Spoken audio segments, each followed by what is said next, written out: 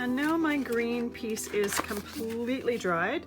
I'm going to use this particular die set to cut my greenery, and there's lots of different choices that I could choose in here. I like this one for this particular project. You can choose whatever you want. Again, I am using a Big Shot machine. You could use a different machine if you so choose. There's my piece right there. And again, you could even use a Cricut machine and just die cut whatever greenery it is that you like for this particular project. But I like this one. I want it to look a little bit like pine, but I don't want my pieces to be too big. I want to be able to fit them within this project. If your paper is curved, try to flatten it a little bit. Run it through, make sure that your die is completely covered. And we're gonna die cut this entire piece of paper.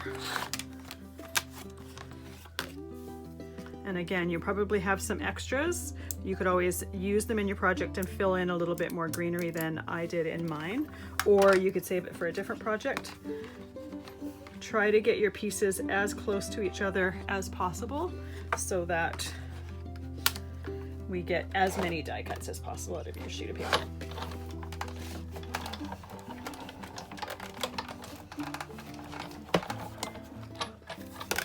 There we go.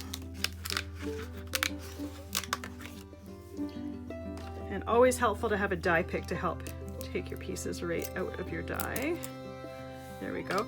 Now isn't it cool how each one of these look different from the other? Like no two are going to be alike, which is what I love about this. All right, I don't need to do the rest of this on camera, so I will go cut the rest of these out and I'll see you when I'm done.